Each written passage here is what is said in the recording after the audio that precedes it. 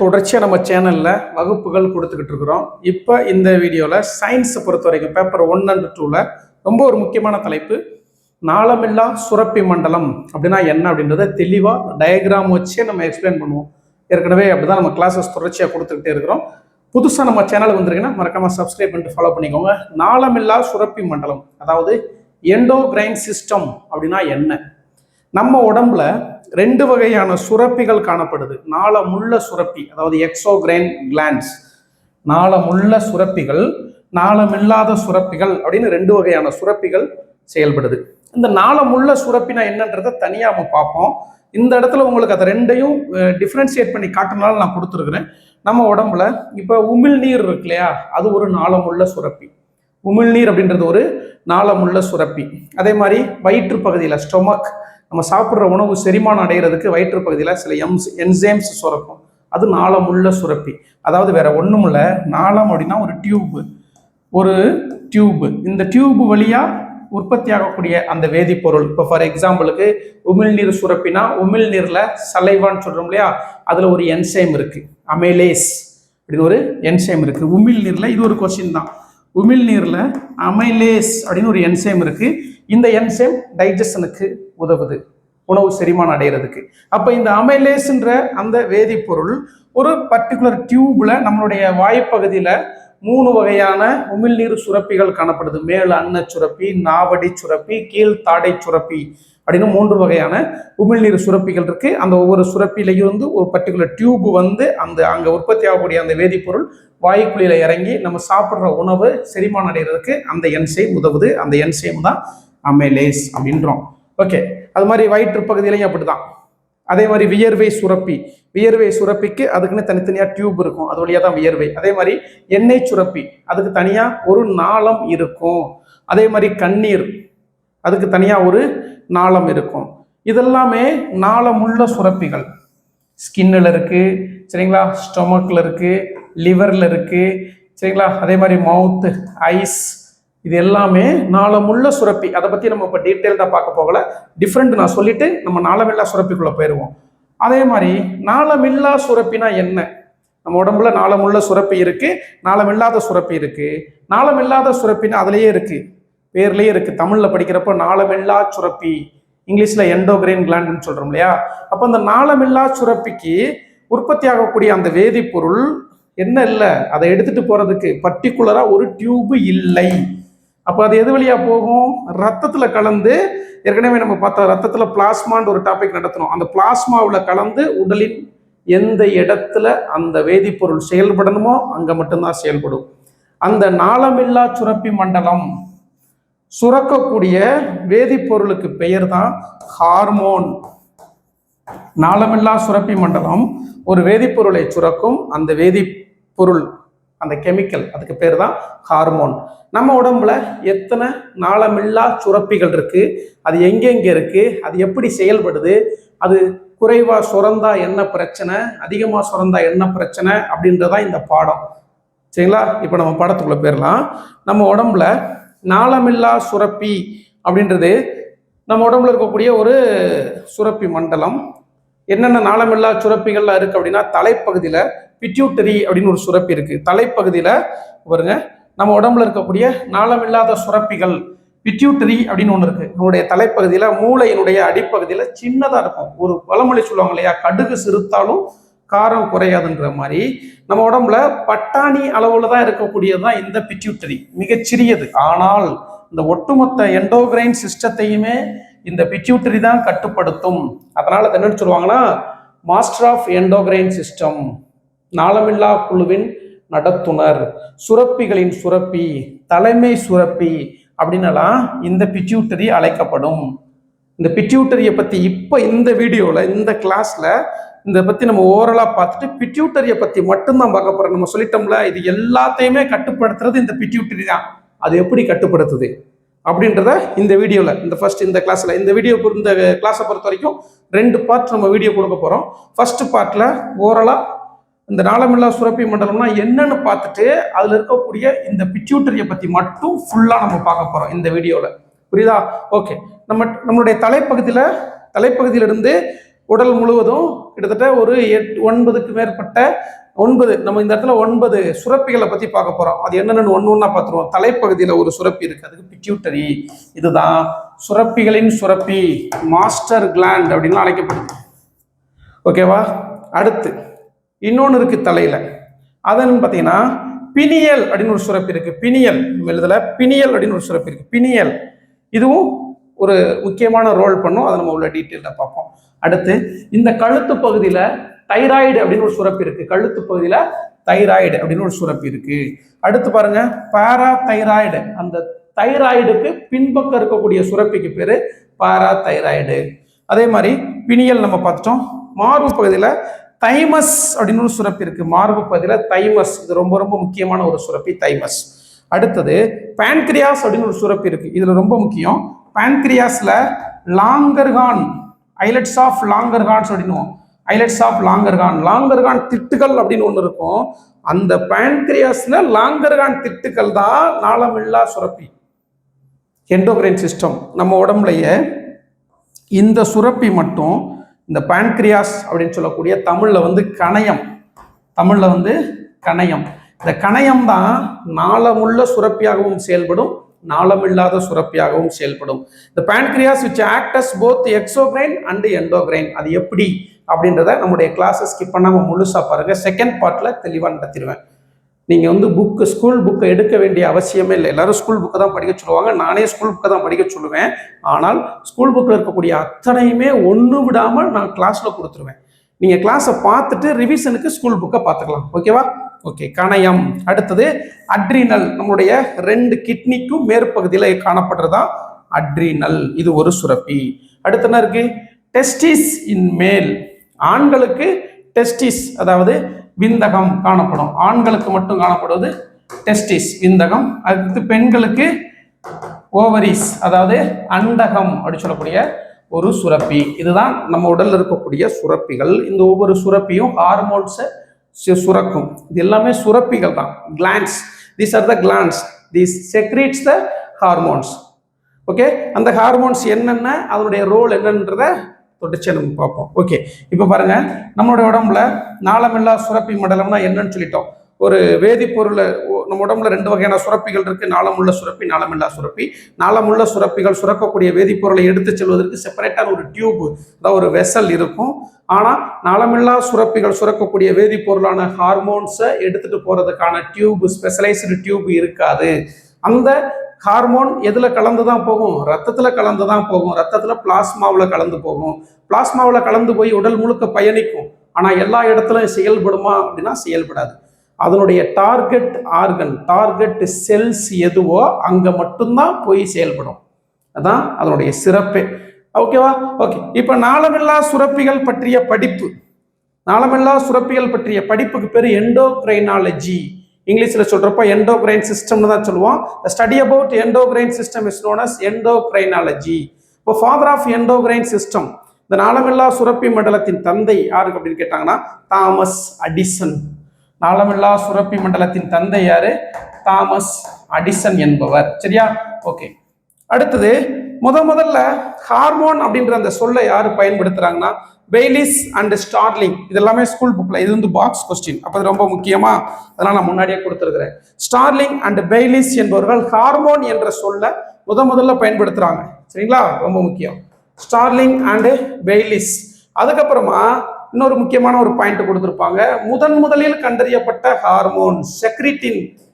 முதலில் கண்டறியப்பட்ட ஹார்மோனுக்கு பெயர் என்னன்னு கேட்டாங்கன்னா செக்ரிட்டின். இது முக்கியம்.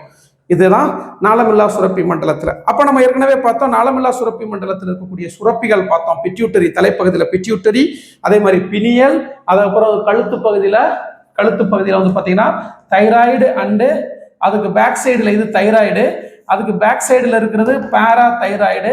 இதுதான் நம்மளுடைய உடம்புல இருக்கக்கூடிய நாளமில்லா சுரப்பிகள். அதுக்கப்புறமா பாத்தீங்கன்னா தைமஸ், மார்பு பகுதியில தைமஸ், மார்பு பகுதியில் இருக்கக்கூடிய அந்த சுரப்பிக்கு பேரு தைமஸ். அதுக்கப்புறம் 2 கிட்னிக்கு மேல் பகுதியிலையும் 2 கிட்னிக்கு மேலையும் ஒரு சுரப்பி இருக்கும். அந்த சுரப்பிக்கு பேர் என்ன பேர் அப்படின்னா அட்ரினல். அதுக்கு இன்னொரு பேர் இருக்கு, கிட்னிக்கு மேல இருக்கிறதுனால ரீனல். ரீனல் அப்படின்னாலே கிட்னின்னு அர்த்தம். அப்ப கிட்னிக்கு மேல இருக்கிறதுனால அதுக்கு இன்னொரு பேரு சுப்ரா ரீனல் கிளாண்ட்ஸ் அப்படின்னு சொல்லுவாங்க. இங்கிலீஷ்ல சொல்றப்ப சுப்ரா ரீனல் கிளாண்ட்ஸ் அப்படின்னாலும் சுப்ரா ரீனல் கிளாண்ட்ஸ் அப்படின்னாலும்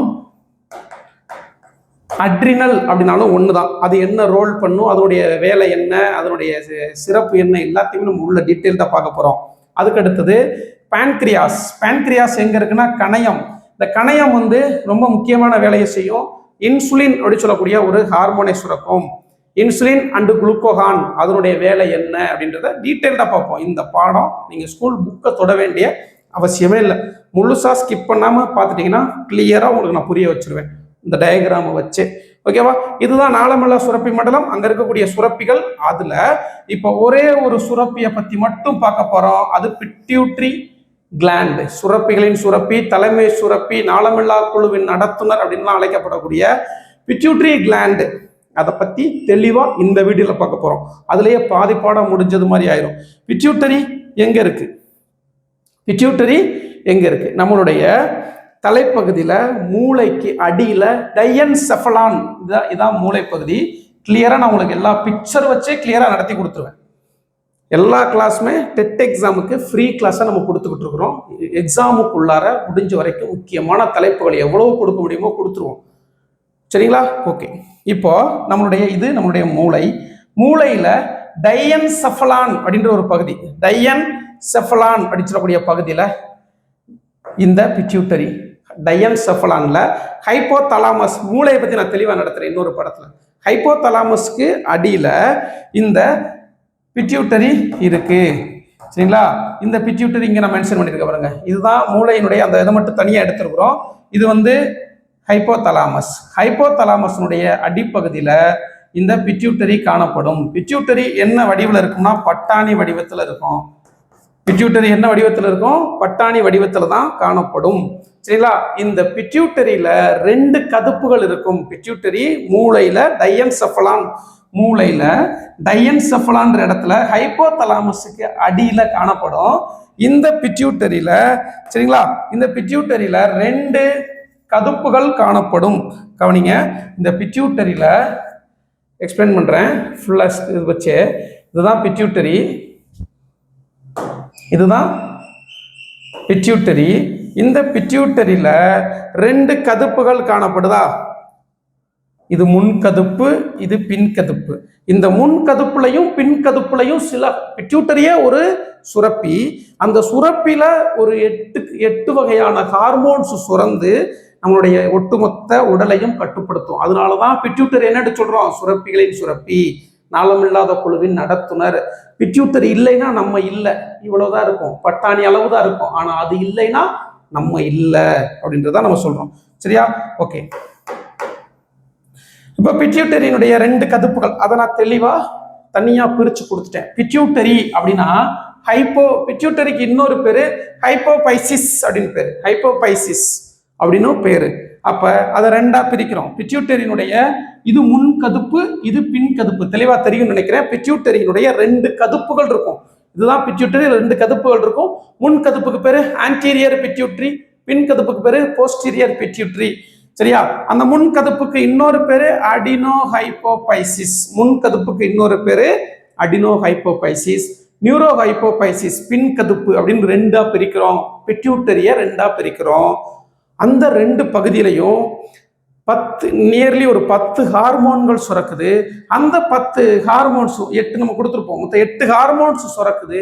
அந்த 8 ஹார்மோன்ஸும் நம்மளுடைய ஒட்டுமொத்த உடலையும் கட்டுப்படுத்துது. அதனாலதான் பிட்யூட்டரி சுரப்பிகளின் சுரப்பி அப்படின்னு அழைக்கப்படுது. ஓகேவா? ஓகே. பிட்யூட்டரியில 2 கதுப்பு சொன்னோமா? அதுல முன் கதுப்புக்கு பேரு அடினோ ஹைப்போபைசிஸ், பின் கதுப்புக்கு பேரு நியூரோ ஹைப்போபைசிஸ். அந்த முன் கதுப்புல சில ஹார்மோன்கள் சுரக்குது. அந்த ஹார்மோன்கள் நம்ம பார்த்த ஒட்டுமொத்த நாளமில்லா சிஸ்டத்தையும் கண்ட்ரோல் பண்ணுது, எண்டோகிரைன் சிஸ்டத்தையும் கண்ட்ரோல் பண்ணுது. அது எப்படி பண்ணுதுன்னு பார்த்தலாமா? வளர்ச்சி ஹார்மோன் அப்படின்னு ஒரு சுரப்பி சுரக்கும், ஒரு ஹார்மோன் சுரக்கும் முன்பகுதியில், முன் கதுப்புல வளர்ச்சி ஹார்மோன் அல்லது சொமேட்டோட்ரோபிக் ஹார்மோன். வளர்ச்சி ஹார்மோனுக்கு இன்னொரு பேர் என்ன பேர் அப்படின்னா சொமேட்டோட்ரோபிக் ஹார்மோன். வளர்ச்சி ஹார்மோன் ஆர் சொமேட்டோட்ரோபிக் ஹார்மோன் அப்படின்னு ஒரு ஹார்மோனை சுரக்கும். அடுத்தது தைராய்டு ஸ்டிமுலேட்டிங் ஹார்மோன். பேர்லயே இருக்கு. இந்த பிட்யூட்டரியில முன்கதுப்புல தைராய்டு ஸ்டிமுலேட்டிங் ஹார்மோன் அப்படின்னு ஒரு ஹார்மோன் சுரந்து அப்படியே நம்ம உடல்ல கழுத்து பகுதிக்கு போய் தைராய்டு இருக்கு இல்லையா, அந்த தைராய்டு கிளாண்டவே தூண்டி தைராக்சின் அப்படி சொல்லக்கூடிய ஹார்மோன் சுரக்கிறதுக்கு காரணமா இருக்கிறது பிட்யூட்டரியினுடைய முன்கதுப்பு. முன்கதுப்புல இருக்கக்கூடிய தைராய்டு ஸ்டிமுலேட்டிங் ஹார்மோன். புரிஞ்சிருக்கும். புரியுதா? மூணாவது என்னது? ஏசிடிஹெச், அட்ரினல் புரணியை தூண்டும் ஹார்மோன். அட்ரினோ கார்டிகோட்ரோபிக் ஹார்மோன் பேர்லயே இருக்கா. அப்ப இந்த அட்ரினோ கார்டிகோட்ரோபிக் ஹார்மோன் என்ன பண்ணும்? நேர அட்ரினலுக்கு போகும், கிட்னிக்கு. அட்ரினல்ல போய் அட்ரினலை செயல்பட வைக்கும் இல்லையா. இந்த அட்ரினல் சுரப்பிக்கு போய் அட்ரினல்லையே 2 பகுதி இருக்கும், அதை நம்ம தெளிவா பார்ப்போம். அட்ரினல்ன்றது கிட்னிக்கு மேல இருக்கக்கூடிய ஒரு சுரப்பி. அந்த சுரப்பில அட்ரினல் கார்டெக்ஸ் அப்படின்னா மேல் பகுதி, அந்த அட்ரினலுக்கு உள் பகுதிக்கு பேரு மெடுலா. அப்ப இது என்ன பண்ணும்? இந்த ஏசிடிஹெச் பிட்யூட்டரியில சுரந்து நேரா அட்ரினலுக்கு போகும். அட்ரினலுடைய புரணினா மேல் பகுதி, அந்த மேல் பகுதியை தூண்டி அந்த அட்ரினல் கார்டெக்ஸ்ல சில 2 ஹார்மோன்ஸ் சுரக்கும், அதை போய் தூண்டும். இந்த பிட்யூட்டரியுடைய வேலையை இது செயல்பட்டு இதுல இருந்து சில ஹார்மோன்களை சுரந்து நம்மளுடைய ஒட்டுமொத்த உடலையும் கண்ட்ரோல் பண்ணுது. ஒட்டுமொத்த உடலையும் ஒட்டுமொத்த நாளமில்லா சுரப்பி மண்டலத்தையும் கண்ட்ரோல் பண்ணுது. சரிங்களா? ஏசிடிஹெச் பார்த்துட்டோம். அடுத்து பாருங்க, FSH, follicle stimulating hormone. Follicle stimulating hormone. இதுவும் எல்ஹெச், லுட்டினைசிங் ஹார்மோன். இது வந்து பார்த்தீங்கன்னா ஆண்களுக்கும் பெண்களுக்கும் கொனடோட்ரோபிக் ஹார்மோன் சொல்லுவாங்க, இனப்பெருக்க ஹார்மோன். இது இனப்பெருக்க காலத்துல, அதாவது 14 வயதிற்கு மேல அடோலசன்ஸ்க்கு அப்புறமா இந்த ஹார்மோன்ஸ் செயல்பட ஆரம்பிக்கும். அப்ப ஆண்களுக்கும் பெண்களுக்கும் ஃபாலிக்கல் ஸ்டிமுலேட்டிங் ஹார்மோனும் எல்ஹெச்சும் என்ன வேலை செய்யும் அப்படின்றத பார்த்துருவோம். அடுத்து பார்த்தீங்கன்னா லாக்டோட்ரோபிக் ஹார்மோன் அல்லது புரோலாக்டின் ஹார்மோன் அப்படின்னு ஒன்று இருக்கு. இது என்ன பண்ணும்? லாக்டோட்ரோபிக் ஹார்மோன் இதுவும் என்னது? இனப்பெருக்க ஹார்மோன் தான். இது வந்து டியூரிங் த பிரெக்னன்சி டைமிங்ல மட்டும் பெண்களுக்கு மட்டும் செயல்படக்கூடியதான் இந்த லாக்டோட்ரோபிக் ஹார்மோன். அப்போ இது எல்லாமே, அதாவது வளர்ச்சி ஹார்மோன் அப்படி சொல்லக்கூடிய growth ஹார்மோன், அதே மாதிரி தைராய்டு ஸ்டிமுலேட்டிங் ஹார்மோன், அதே மாதிரி அட்ரினோ கார்டிகோட்ரோபிக் ஹார்மோன், அதே மாதிரி FSH follicle stimulating hormone and எல்ஹெச்னு சொல்லக்கூடிய லூட்டினைசிங் ஹார்மோன். இது எல்லாமே அதே மாதிரி புரோலாக்டின், பெண்களுக்கான கர்ப்ப காலத்துல குழந்தை பிறப்பின் போது பால் உற்பத்தியை தூண்டக்கூடிய ஹார்மோன் தான் இந்த புரோலாக்டின் அப்படின்ற ஹார்மோன். இது எல்லாமே பிட்யூட்டரியினுடைய முன் கதுப்புல சுரக்கும். புரிஞ்சா? ஓகே. இதுல கொஞ்சம் டீட்டெயில்டா போனோம் அப்படின்னா, இந்த வளர்ச்சி ஹார்மோன் இருக்குல்ல, வளர்ச்சி ஹார்மோன் அல்லது growth ஹார்மோன், இது என்ன பண்ணும்னா நம்மளுடைய மெட்டபாலிசம் வளர்ச்சியை தூண்டும். நம்முடைய ஒருவருடைய மெட்டபாலிச வளர்ச்சியை தூண்டுறது இந்த growth ஹார்மோன். இந்த growth ஹார்மோன் குழந்தைகளுக்கு குறைவா சுரந்துச்சுன்னா டுவார்ஃபிசம் அப்படி சொல்லக்கூடிய குள்ளத்தன்மை ஏற்படும். இந்த வளர்ச்சி ஹார்மோன் இருக்கு இல்லையா, நல்லா கவனிச்சுக்கோங்க. இந்த வளர்ச்சி ஹார்மோன் குழந்தைகளுக்கு குறை சுரப்பு, ஹைப்போசெக்ரீஷன் ஆஃப் சைல்டு அப்படின்னு வச்சுக்கோங்க, குள்ளத்தன்மை ஏற்படும். வளர்ச்சி ஹார்மோன் குழந்தைகளுக்கு குறைவாக சுரந்தால் குள்ளத்தன்மை ஏற்படும், டுவார்ஃபிசம் அப்படி சொல்லக்கூடிய பாதிப்பு ஏற்படும். இதே இது குழந்தைகளுக்கு அதிகமா சுரந்தா அசுரத்தன்மை ஏற்படும். அசுரத்தன்மை, ஜிஜாண்டிசம். குழந்தைகளுக்கு அதிகமா சுரந்துச்சுன்னா அசுரத்தன்மை, ஜிஜாண்டிசம் அப்படி சொல்லக்கூடிய பாதிப்பு ஏற்படும். இதே இது அடல்ட் வயதானவர்கள்ல ஏற்பட்டுச்சுன்னா அக்ரோமெகலி. இந்த growth ஹார்மோன் வயதானவர்கள்ல அதிகமா சுரந்துச்சுன்னா திடீர்னு ஒரு வளர்ச்சி ஏற்படும். ரொம்ப கை கால்லாம் நீண்டு, தாடையெல்லாம் அப்படி அகன்று காணப்படும், இந்த நெற்றியெல்லாம் மிகவும் அகன்று காணப்படும், தாடை இப்படி நீண்டு காணப்படும். அக்ரோமெகலி அப்படி சொல்லக்கூடிய நோய் ஏற்படும். எந்த ஹார்மோன்னால? பிட்யூட்டரியினுடைய முன்கதுப்பான அடினோ ஹைப்போபைசிஸ்ல இருக்கக்கூடிய growth ஹார்மோன் அதிகமாக சுரந்தால் யாருக்கு? வயதானவர்களுக்கு என்ன பிரச்சனை ஏற்படும்? அக்ரோமெகலி. தெளிவா புரிஞ்சிருக்கும்னு நினைக்கிறேன். சரிங்களா? புரியலன்னா கமெண்ட்ல சொல்லுங்க. கண்டிப்பா புரியாம இருக்கிறதுக்கு வாய்ப்பே இல்லை. தெளிவா துல்லியமா நடத்திட்டேன். அடுத்து பாருங்க, இதை பார்த்துட்டோமா? ஓகே. இது குறைவா இருந்தா என்ன பிரச்சனை, அதிகமா இருந்தா என்ன பிரச்சனை பார்த்துட்டோம். அடுத்து இந்த எஃப்எஸ்ஹெச், எல்ஹெச் இது எப்போ செயல்படும்? இதை பத்தி கொஞ்சம் கூடுதலா தகவல் தெரிஞ்சுக்கணும் அப்படின்னா, எஃப்எஸ்ஹெச் பெண்களுக்கு என்ன செய்யும் அப்படின்னா, பெண்கள்ல அதாவது அந்த எக் இது என்ன சொல்லிட்டோம், இந்த 2 ஹார்மோனுமே எப்போ மட்டும்தான் இருக்கும், ஆஃப்டர் அடோலசன்ஸ். சரிங்களா? அப்போ அடோலசன்ஸ் டைமில் தான் பெண்களுக்கும் ஆண்களுக்கும் செயல்படும். பெண்களில் கருமுட்டையினுடைய வளர்ச்சியை இந்த FSH தூண்டும். அதே மாதிரி ஆண்களில் ஸ்பெர்மட்டோஜெனிசிஸ் சொல்லக்கூடிய விந்தன் உருவாக்கத்துக்கு இந்த FSH செயல்படும். இந்த ரெண்டும் சரிங்களா, ஒரு ஹார்மோன் ஆண்களுக்கும், இந்த 2 ஹார்மோனும் ஆண்களுக்கும் பெண்களுக்கும் பொதுவானதாக இருக்கும். இது FSH பெண்களில் எக் கருமுட்டையினுடைய வளர்ச்சியை தூண்டும். கருமுட்டை வளர்ச்சியை தூண்டுறது FSH. அந்த வளர்ச்சி அடைந்த கருமுட்டை அண்டகத்திலிருந்து, ஓவரிஸ் நான் என்னென்னு தனியாக நடத்துகிறேன், அந்த அண்டகத்திலிருந்து வெளியேறுவதை தூண்டுவது LH. சரிங்களா? அண்டம் விடுபடுதல், எக் ரிலீசிங், எக் ரிலீஸ் பண்றதுக்கு காரணம் LH, எக் உற்பத்தி ஆகிறதுக்கு காரணம் FSH. இது ஆண்களுக்கு என்ன செய்யும் அப்படின்னா, ஸ்பெர்மட்டோஜெனிசிஸ் டைம்ல அந்த ஸ்பெர்மட்டோஜெனிசிஸ்க்கான உணவூட்டத்தை இந்த LH கொடுக்கும். புரிஞ்சுங்களா? FSH LH. FSH அப்படின்னா ஃபாலிக்கல் ஸ்டிமுலேட்டிங் ஹார்மோன், LH அப்படின்னா லூட்டினைசிங் ஹார்மோன். இந்த லூட்டினைசிங் ஹார்மோன் பெண்களுக்கு மென்ஸ்ட்ரல் டைம்ல 14th டே, சரிங்களா, மென்ஸ்ட்ரல் சைக்கிள்ஸுடைய 14th டே வந்து பார்த்தீங்கன்னா அதிகமாக சுரக்கும். LH சர்ஜ் அப்படின்னு சொல்லுவாங்க. LH உச்சநிலை 14வது நாள். ஏன்னா அந்த டைம்ல தான் வந்து பார்த்தீங்கன்னா எக் ரிலீசிங் நடக்கும். அதனால LH உச்சநிலை. இது கொஸ்டின். LH சர்ஜ் எத்தனையாவது நாள் அப்படின்னா 14th டே. இது என்ன ஹார்மோன் காரணமா இருக்கும்? லியூட்டினைசிங் ஹார்மோன் அதுக்கு ரீசனா இருக்கும். அவ்வளவுதான். அடுத்தது லாக்டோட்ரோபிக் பார்த்தோம். லாக்டோட்ரோபிக் அப்படின்றது டியூரிங் த பிரெக்னன்சி, சரிங்களா, மில்க் செக்ரீஷனை தூண்டுறதுதான் இந்த என்னது லாக்டோட்ரோபிக் ஆர் ப்ரோலாக்டின், அது வேலை செய்யும். அப்படியே நம்ம போனோம் அப்படின்னா இப்போ பிட்யூட்டரினுடைய முன்கதுப்பு, அதாவது அடினோ ஹைப்போபைசிஸ் பத்தி தெளிவா பார்த்தோம். பிட்யூட்டரிக்கு இன்னொரு கதுப்பு பார்த்தோம், பின் கதுப்பு. அங்க 2 ஹார்மோன் சுரக்கும். ஒன்னு vasopressin or ADH, vasopressin or ADH அப்படின்னு ஒரு ஹார்மோன் இருக்கு. அடுத்து பாருங்க ஆக்சிடோசின் அப்படின்னு ஒரு ஹார்மோன் இருக்கு. இந்த 2ம் என்ன வேலை செய்யும் அப்படின்னு பார்த்தலாமா? இந்த 2ம் என்ன வேலை செய்யும்? பிட்யூட்டரினுடைய பின் கதுப்புல, அதாவது neuro hypophysis,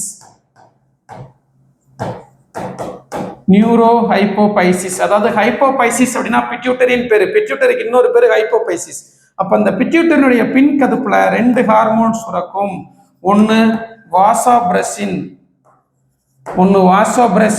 R ADH, anti diuretic hormone அப்படின்னு பேரு. ரெண்டாவது இருக்கிற பேரு ஆக்சிடோசின்.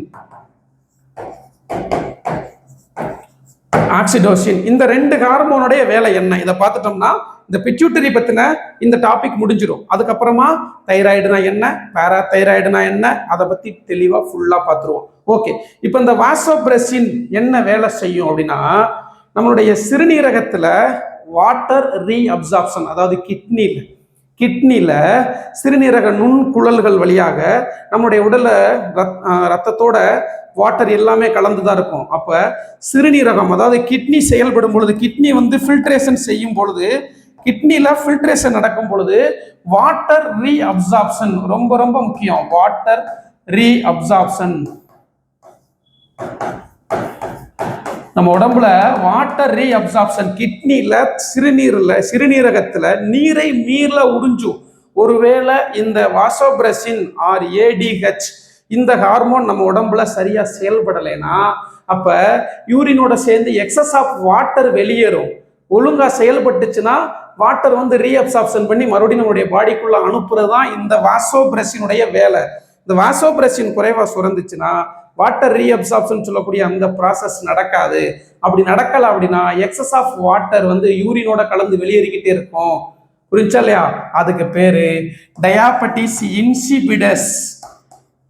அது ஒரு குறைபாடு. அந்த குறைபாட்டுக்கு பேரு டயாபெட்டிஸ் இன்சிபிடஸ் அப்படின்னு பேரு. Diabetes insipidus. அப்ப எந்த ஹார்மோன் குறைபாடுனால வரும் அப்படின்னு கேட்டாங்கன்னா வாசோபிரசின் அல்லது ADH. ADHனா அதுலயே பேர்லயே இருக்கு பாருங்க, anti diuretic hormone. Anti diuretic hormone means நம்மளுடைய யூரின்ல எக்ஸஸ் ஆஃப் வாட்டர் வெளியேறாம ரீஅப்சார்ப்ஷன் பண்றது. Anti diuretic hormone or vasopressin hormone. இது எங்க சுரக்கும்? பிட்யூட்டரினுடைய, பாருங்க, இந்த பிட்யூட்டரினுடைய பின் கதுப்புல சுரக்கும். பின் கதுப்புல 2 ஹார்மோன் சுரக்கும். ஒன்னு வாசோபிரசின், அதோட வேலை என்ன சொன்னோம்? கிட்னில இருக்கக்கூடிய வாட்டர் ரீஅப்சார்ப்ஷன் நடக்கும். ரீஅப்சார்ப்ஷன் நடக்கலைன்னு என்ன ஆகும்? டயாபெட்டிஸ் இன்சிபிடஸ் அப்படி சொல்லக்கூடிய ஒரு குறைபாடு ஏற்படும். அடுத்து ரெண்டாவதா இருக்கக்கூடிய பிட்யூட்டரினுடைய பின்கதுப்புல இருக்கக்கூடிய ரெண்டாவது ஹார்மோனுக்கு பேரு ஆக்சிடோசின். இந்த ஆக்சிடோசினுடைய ரோல் என்ன அப்படின்னா, இது வந்து பார்த்தீங்கன்னா டியூரிங் த பிரெக்னன்சி, அதாவது குழந்தை பிறப்பின் போது குழந்தை பிறப்பை எளிமைப்படுத்துவதா இந்த ஆக்சிடோசினுடைய வேலை. அதே மாதிரி நம்ம ஏற்கனவே பார்த்தோம், பிட்யூட்டரினுடைய முன்கதுப்புல புரோலாக்டின் அப்படின்னு ஒரு ஹார்மோன். அந்த புரோலாக்டினுடைய வேலை என்ன? மில்க் செக்ரீஷனை தூண்டும். அந்த செக்ரீட்டான மில்க் வந்து எஜெக்ட் பண்றதுக்கு, பாலை வெளியேற்றுவதற்கும் குழந்தை பிறப்பை எளிமையாக்குவதற்கும் இந்த ஆக்சிடோசின் செயல்படும். புரிஞ்சா இல்லையா? நம்மளுடைய குழந்தை பிறப்பை எளிமைப்படுத்தவும், சரிங்களா,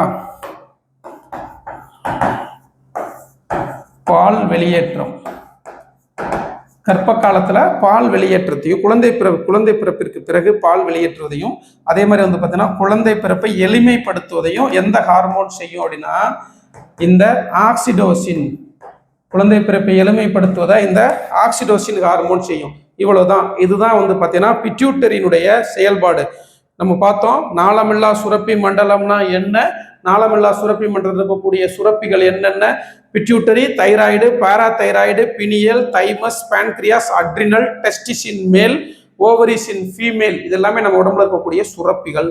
அதுல சுரப்பிகளின் சுரப்பி தலைமை சுரப்பி அழைக்கப்படக்கூடிய தலைப்பகுதியில மூளையில டயன்செஃபலானுக்கு அடியில ஹைப்போதலாமஸுக்கும் அடியில இருக்கக்கூடிய என்னது பிட்யூட்டரி பத்தி தெளிவா பார்த்துட்டோம். இது போக கூடுதலா இந்த பினியல் அப்படின்ற ஒரு சுரப்பியும் நம்மளுடைய தலைப்பகுதியில இருக்கும். இந்த பினியல் என்ன ஹார்மோனை சுரக்கும் அப்படின்னா மெலட்டோனின். புரிஞ்சா இல்லையா? இந்த பினியல் மெலட்டோனின், பினியல் சுரப்பில தலைப்பகுதியில் இருக்கும். இதுல மெலட்டோனின் அப்படின்னு ஒரு ஹார்மோன் சுரக்கும், மெலட்டோனின். இதுக்கு இன்னொரு பேரு கால தூதுவர்கள் அப்படின்னு பேரு, கால தூதுவர்கள். மெலட்டோனின் ஹார்மோன் கால தூதுவர்கள் என்று அழைக்கப்படுது. இது என்னன்னு சொல்லுவோம், தெளிவா பார்ப்போம். நம்ம உடம்புல இந்த மெலட்டோனின் சொல்லக்கூடிய ஹார்மோன் இருக்கிறதுனாலதான் நமக்கு ஒரு இருட்டான சூழல் வந்த உடனே உறக்கம் வருது. இரவு பகல் அந்த வேறுபாட்டை உணர்த்துவதே இந்த மெலட்டோனின் தான். சரிங்களா? சர்கேடியன் ரிதம் அப்படி சொல்லுவாங்க. சர்கேடியன் ரிதம், சர்கேடியன் ரிதம் என்பதுடன் தொடர்புடைய ஹார்மோன் எதுன்னு கேட்டாங்கன்னா மெலட்டோனின். இந்த மெலட்டோனின் ஹார்மோன் இருந்தாதான் நமக்கு உறக்கமே வரும். நமக்கு இரவு நேரத்துல லைட்டு போட்டுட்டு இருந்தோம்னா தூக்கம் வராது. தூக்கம் வராததுக்கு காரணம் இந்த மெலட்டோனின் சுரக்காது. இருட்டான சூழல் மாதிரி இருந்தாதான் இந்த மெலட்டோனின் சுரக்கும். குறைவான அலைநீளம் கொண்ட லைட் இருந்தாலே இந்த மெலட்டோனின் சுரக்காது. அப்ப அந்த மெலட்டோனின் சுரக்காத பொழுது உறக்க சுழற்சி பாதிக்கப்படும். உறக்க சுழற்சி பாதிக்கப்பட்டா நமக்கு உடல்ல பிரச்சனை ஏற்படும். அதனால அந்த இரவு பகல் மாற்றத்தை உணர்த்தக்கூடிய ஹார்மோன் அப்படின்றது மெலட்டோனின். இந்த மெலட்டோனின் எங்க உற்பத்தி ஆகும்? பினியல் சுரப்பில உற்பத்தி ஆகும். அதனால இந்த மெலட்டோனினுக்கு பேரு கால தூதுவர்கள், டைம் மெசஞ்சர்ஸ் அப்படின்னு அழைக்கப்படுது. அவ்வளவுதான். தெளிவா நம்ம பார்த்துட்டோம். நாளமில்லா சுரப்பி மண்டலம்னா என்ன, அதுல பிட்யூட்டரியை பத்தியும் பினியல் பத்தியும் தெளிவா பார்த்துட்டோம். அடுத்த இன்னொரு கிளாஸ்ல இன்னும் ரிமைனிங் இருக்கக்கூடிய தைராய்டு, பாராதைராய்டு, தைமஸ், பான்கிரியாஸ், அப்புறம் வந்து அட்ரினல், அடுத்து டெஸ்டிஸ் அண்ட் ஓவரிஸ், இதை பத்தி முடிஞ்சா ஒரே வீடியோ அல்லது இன்னொரு 2 வீடியோவில் இந்த பாடத்தை முடிச்சிருவோம். ஏற்கனவே நம்ம சேனல்ல டெட் எக்ஸாமுக்கு தொடர்ச்சியா இலவச வகுப்புகள் பதிவிட்டுக்கிட்டே வர்றோம். தேவைப்படக்கூடியவங்க நம்ம மெட்டீரியலும் போட்டிருக்கிறோம். தமிழ் அண்ட் சோசியலுக்கு சயின்ஸ் மெட்டீரியல் ரெடி பண்ணிட்டு இருக்கிறோம். தேவைப்படுறவங்க வாங்கிக்கலாம். அதாவது புக்கு மெட்டீரியல்ஸ் தேவைப்படுறவங்க 9626129474 அப்படின்ற நம்பருக்கு வாட்ஸ்அப் மெசேஜ் பண்ணுங்க. உங்களுக்கு டீட்டெயில் எல்லாமே அனுப்பி வச்சிருவோம். எந்த வியர்வைக்கும் வெற்றி ஒரு நாள் வேர் வைக்கும். இது உங்கள் சிவதன்யா அகாடமி. நன்றி, வணக்கம்.